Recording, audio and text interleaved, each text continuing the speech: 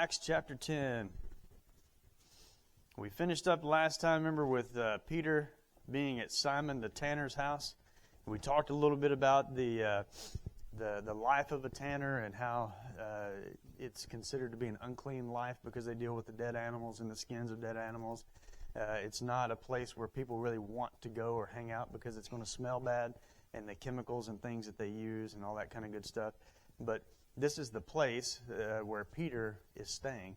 And that's where we pick up here in chapter 10, verse 1. He's at the Simon, the tanner's house in Joppa, or at Caesarea in Joppa. Verse 1 of chapter 10. At Caesarea, there was a man named Cornelius, a centurion of what was known as the Italian cohort, a devout man who feared God with all his household, gave alms generously to the people, and prayed continually to God. About the 9th hour of the day, he saw clearly in a vision an angel of God come in and say to him, Cornelius. And he stared at him in terror and said, What is it, Lord? And he said to him, Your prayers and your alms have ascended as a memorial before God. And now send to Joppa and bring one Simon who is called Peter. He is lodging with one Simon, a tanner, whose house is by the sea. When the angel spoke to him, he departed. When the angel who spoke to him departed, he called 2 of his servants and a devout soldier from among those who attended him. And having related everything to them, he sent them to Joppa. All right, so we kind of step away from Peter for a moment, and we go from Joppa over to Caesarea to get a little bit of a snapshot of this fella named Cornelius. What's significant about Cornelius? Right, he's a centurion. What does that mean? He's a Roman soldier, but what kind of Roman soldier? Right. So he is kind of like what you would call a company commander to a degree, right? He is a soldier, but he's also a commander of soldiers, somewhere to the tune of about 100. That's why it's called a centurion, because it's 100 cento, right? And so that's kind of the idea that he is the leader or the captain, whatever you'd want to call it, of that 100-some-odd soldiers. And that's why he's called a centurion, right? Because that designates him as being their particular leader. What else do we see about Cornelius? He's devout, right? Devout to what? Or about what? To God, right? Yeah. And now we can also say, I think somebody said to Rome, right? If you're going to be a leader of 100 soldiers, what does that mean? Right, you have respect, you do your job well, right?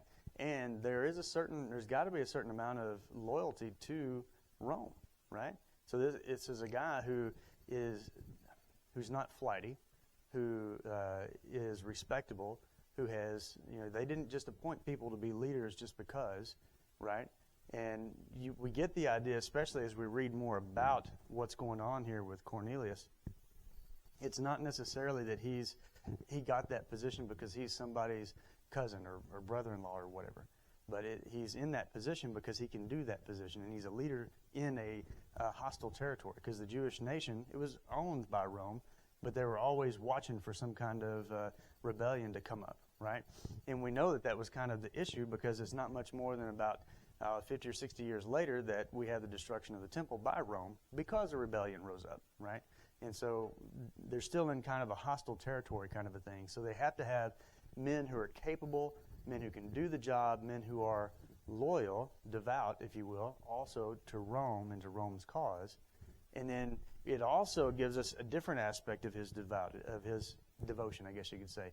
He is also devoted to God. And how do we see that? Mm-hmm.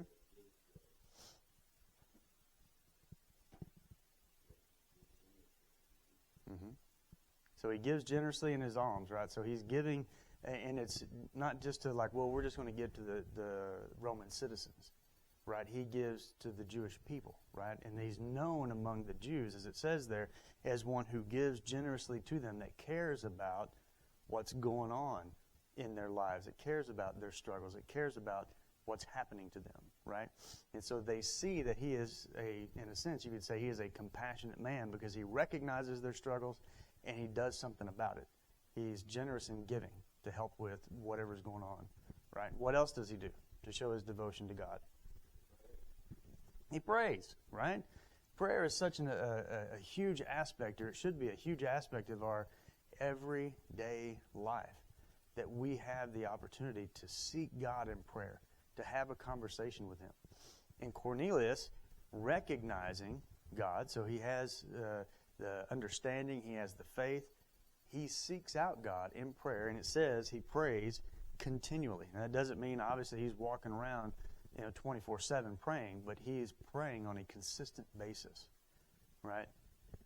It's not one of those situations where, your life's being threatened and you call out to God, right? And it's only in those extreme positions, but it's a continual, a constant thing where he's praying to God. So he's not a Jew. He's a Roman. He's a leader of the Italian cohort, right? He does recognize God. And he does recognize the Jews, and he recognizes their plight. And he reaches out to God in prayer, and he reaches out to the Jews through giving alms, right? And so what is God's response? He hears his prayers, right? Well, I thought God only heard the prayers of those who were Christians or were his people. Mm-hmm. We don't know that he's not listening to the other prayers or whatever, or? Oh, well, we'll find that out here in a little bit, but he's not. I'll spoil the story on you that one. Yeah, he's not a Christian at this point. He's not a Jew. He's not a Christian. He's not a member of God's family, right? He's outside. It is in the Bible that God does not hear the prayers of men. Right. But it's stated by a man that's not influenced by God. Gotcha. Okay. Interesting. And Not everything you read in the Bible is true. That statement is true. You have to be careful with that. It's like not everything in the Bible is literal or figurative. Either way, you can't just put a blanket statement on it. It may be a true account of something that's happening, but that doesn't mean it's true. You're thinking, now, wait a minute, what? We're getting off in a side thing there, but an easy point is later on we get into Acts, and he's talking about the riot at Ephesus. And the speaker says, we have the stone of Artemis that fell from Artemis, and we worship her because she is a god. Well, that's what they believed, and it's a true account of what he said, but that doesn't mean that Artemis is an actual god, actually something that we should be worshiping. It's not what it's trying to say, right? Even though that's the words of the guy who said it. And I think a key part there that God does not hear the prayers of a sinner, there's some key parts to that, right? With Cornelius here, he may not be a Jew, he may not be a Christian, but he recognizes who God is, and he's seeking him with a honest and pure heart, right?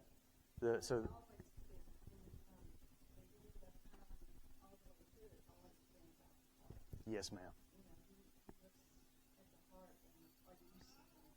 Right. Yes, ma'am. Exactly. And we see in this description of Cornelius being devout to God, he has that heart that he's seeking, that God wants, and he's seeking God.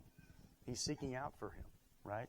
And so we do see that God does hear the prayers of those who have that honest and pure heart before him. May not be a Jew, may not be a Christian, but they're seeking him, and God recognizes that. Right? He hears, it comes up before him, as it says, as a memorial before God. And then what does God do? What's his reaction?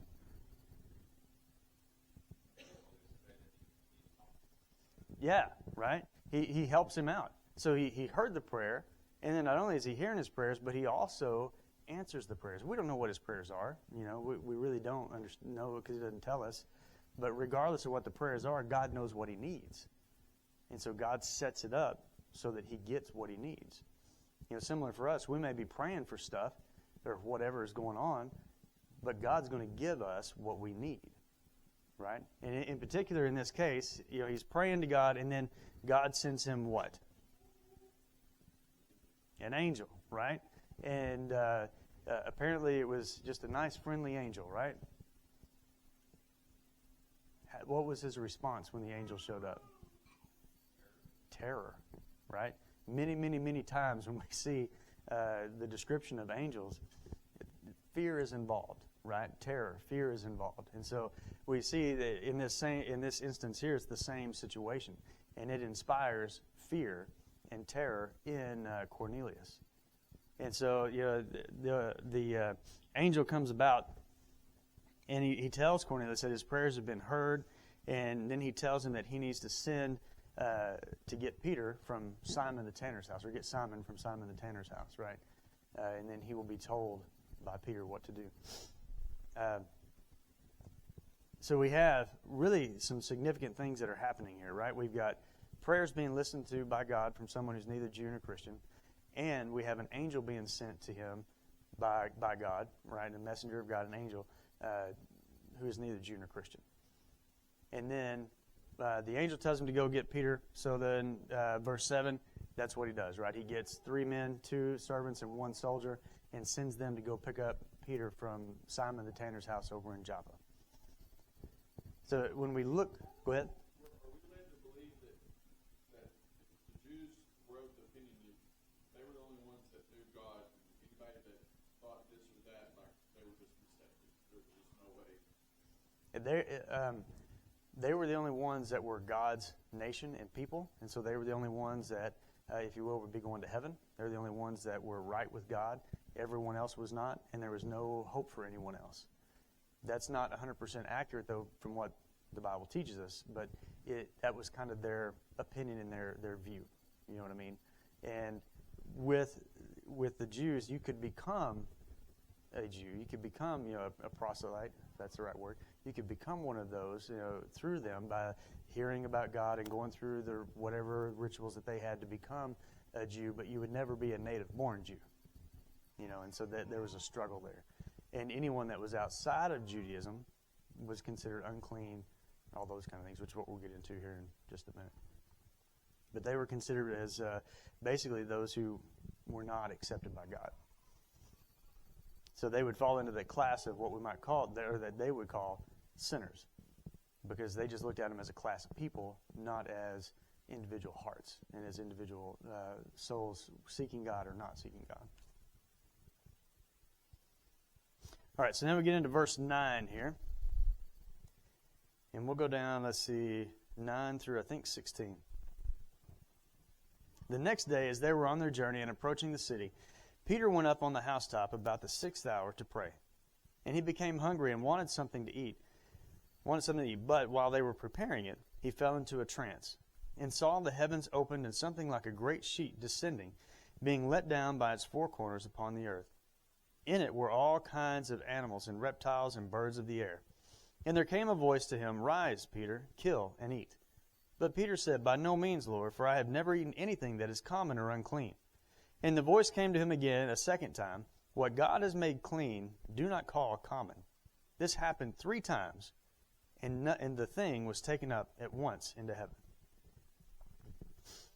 Okay, so we have Peter who's on the rooftop, and he's praying, and he gets hungry, and then it says he's in a trance. So whatever that means, he's in a trance-like state. So he's not like what we would consider, hopefully we're all coherent in here right now, but he's in a trance-like state, right? And what happens?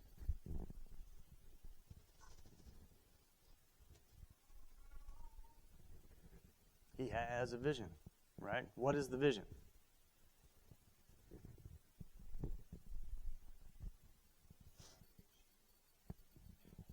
Yeah, right? We have this large sheet that's lowered down and has a bunch of different animals in it. And it's all kinds of animals, right? And we know that the animals that are on it are what the Jews would consider unclean. How do we know that? Reptiles, which they're not supposed to be eaten. How else do we know? Right, because Peter, he says it. He looks at him and says, "I can't eat that. That's unclean." Right? He said, "I've never eaten anything that's unclean. I'm not going to do that." And then God's response is,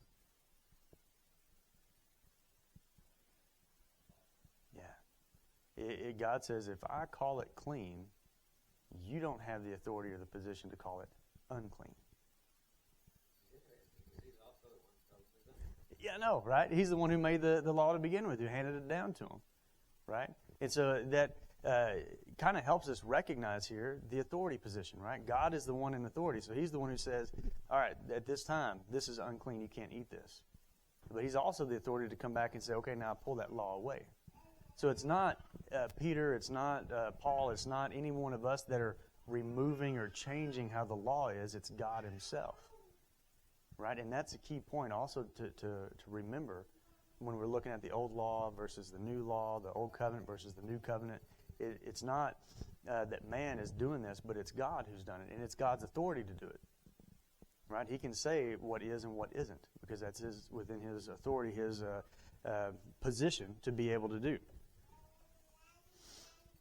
And then he tells Peter all hunters, this is every hunter's favorite verse right here. Peter, rise, kill, and eat, right? So anybody who's a hunter, it's biblical, rise, kill, and eat, right? So it's okay. So when everybody gives you a hard time, you just take them back to Acts 10:13 and say, look, it's biblical. It's okay, right? But, so he tells him, rise, kill, and eat. So he's letting him know that what was before, established before, is no longer. Right? And he's talking about it here specifically in food, but then as we'll see as we go later on, it's applied on a grander scale. Because it's not just about the food cleanliness, but it's about people as well.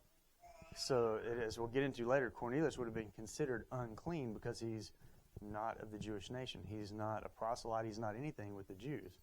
And so he would be considered unclean. And so this is something where he's starting to challenge, again, those long-held social barriers that have been put into place. Why did God put those barriers into place 400 some odd years or more earlier?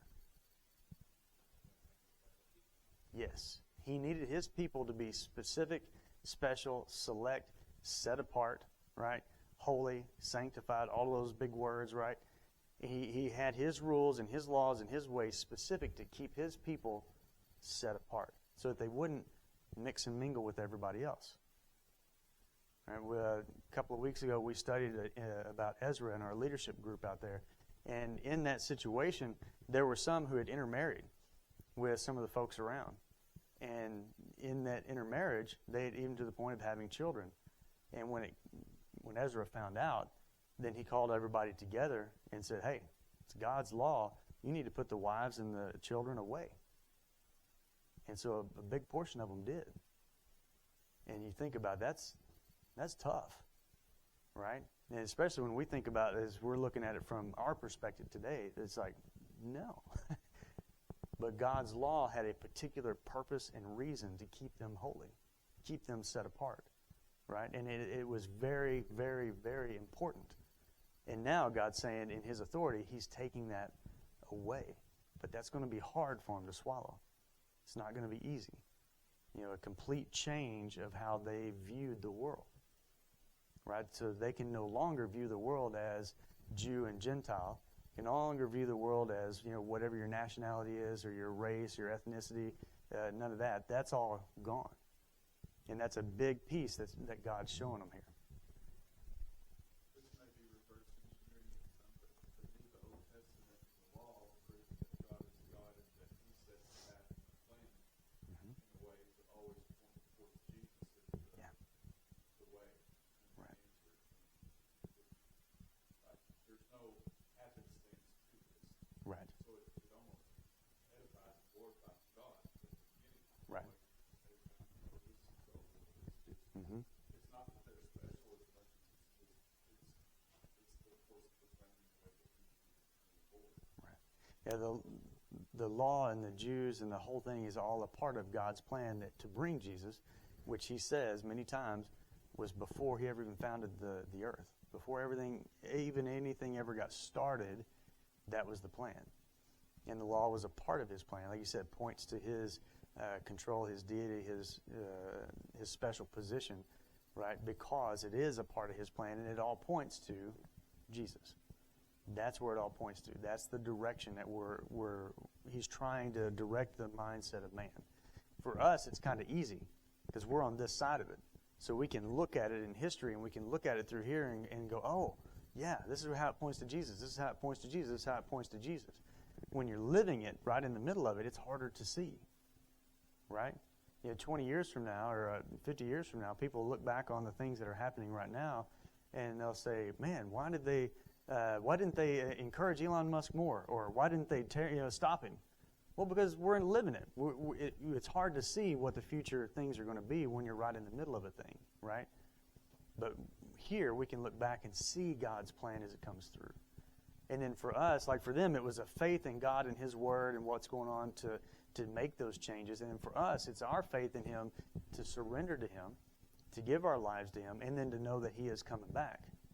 Because that's the big thing that we're living in right now. A lot of people are like, if He's going to come back, He's done it by now, right? Peter talks about that in 2 Peter chapter 3. That there will be many that will say, "It hasn't happened yet, it ain't going to happen." What are you doing? You're just being dumb.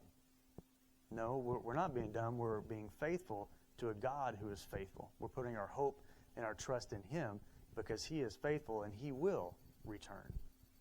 And we live in that right now, anchored in that hope, anchored in His return. We don't get our minds pulled off, right? But we keep our eyes set on Jesus, which can be difficult because Satan is really good at being able to pull our minds and our eyes off of where we're supposed to be. All right, any other points about that right there, 9 through 16? Sir?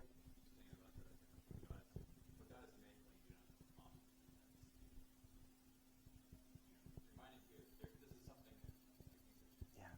But also, just thinking about, for us, we have to be careful of what standards we place.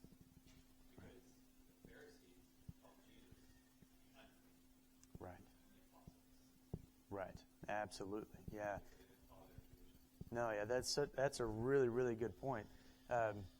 Jesus says that the standard with which you judge others is the standard that will be applied to you, right? And none of us can actually hold the standard even that we apply to others, right? We fall short of our own standards that we set against others. And then in this particular case, like you're talking about with the Pharisees, they were declaring things unclean that God had said are clean. So we have to really be careful because that's a human trait. That's something that we as humans do. We want to be able to point out defects in someone else. Because if we're pointing out the defects in someone else, we're not looking at mine, right? But usually when we're trying to point out the defects in someone else, it's because of our own insecurities. It's because we have our own defects that we're trying to cover up, right? And so we have to be very careful about if we're trying to say anything about calling clean or unclean. That's God's department, right? It's our department to be like Cornelius and to have that open heart before the Lord, to be like him and to be devout in serving him, and then to do our best to be like Peter, that when our biases are challenged by God, by His Word, we're open to do what God tells us to, even if it takes 3 times or 4 times or however many times it takes. We got to be open to God challenging our bias so that we can move forward with Him. That's a great point. All right, let's move on here in verse 17. Now, while Peter was inwardly perplexed as to what the vision that he had seen might mean, behold, the men who were sent by Cornelius, having made inquiry for Simon's house, stood at the gate and called out to ask whether Simon, who was called Peter, was lodging there. And while Peter was pondering the vision, the Spirit said to him, Behold, 3 men are looking for you. Rise and go down and accompany them without hesitation, for I have sent them. And Peter went down to the men and said, I am the one you're looking for. What is the reason for your coming? And they said, Cornelius, a centurion, an upright and God-fearing man, who is well spoken of by the whole Jewish nation, was directed by a holy angel to send for you to come to his house and to hear what you have to say. So he invited them in to be his guests. So now, if you think about Peter, if he hadn't already had this vision and God explaining that things have changed and are changing, he would have been very much more hesitant, if you will, to accept this invitation, right? Because again, the Jews considered non-Jews as being unclean. And so to go with them would not be a good thing to do. You wouldn't want to do that. But because the Spirit has shown him these things, he's had this vision, and the Spirit tells him, I'm the one that sent these men. Now he's much more open, and he's ready to go. He's like, I don't know why you're here, but let's go. I'm the one you're looking for. Why are you here? I love that statement that he makes there. He's like, I'm the one you're looking for. What do you need? Why are you looking for me? What do you need? And if we could all have more of that kind of attitude before the Lord, Lord, I'm here. What do you need?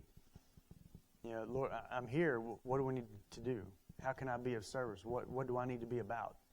That would be such a huge encouragement and uplift, I think, to the body of Christ in general, if we had more of just that particular attitude.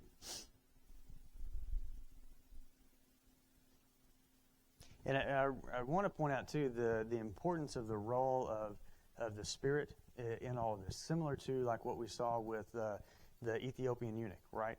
We had the angel that spoke to Philip, and then we had the Spirit that spoke to Philip, and then he went, and then he interacted with the Ethiopian eunuch.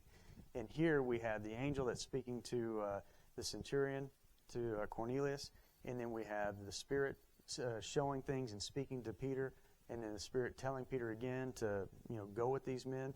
And so we see a very strong presence, if you will, of God specifically directing every step of this. Because he knows that if we're left to our own devices, especially in something as challenging as this, we're probably not going to get it right.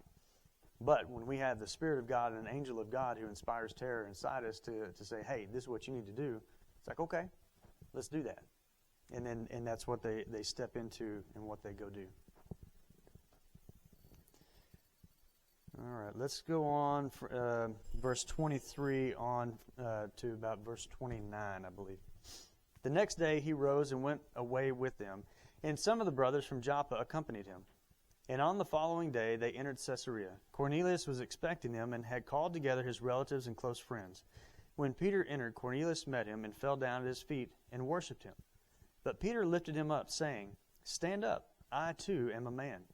And he talked with him. He went in and found many persons gathered, and he said to them, You yourselves know how unlawful it is for a Jew to associate with or to visit anyone of another nation. But God has shown me that I should not call any person common or unclean. So when I was sent for, I came without objection. I asked then, Why you sent for me? So they have this interaction. And what is Cornelius' reaction to Peter when Peter shows up?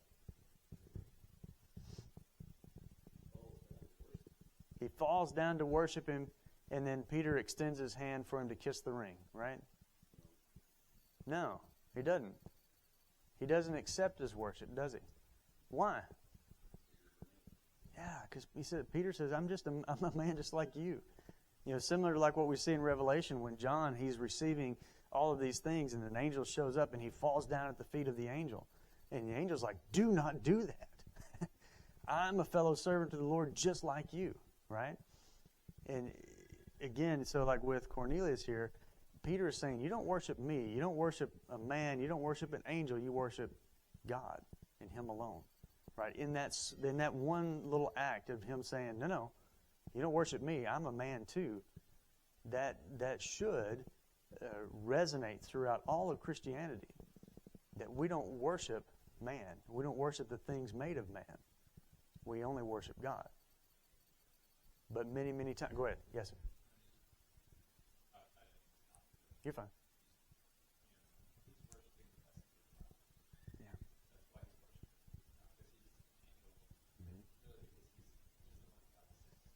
Right.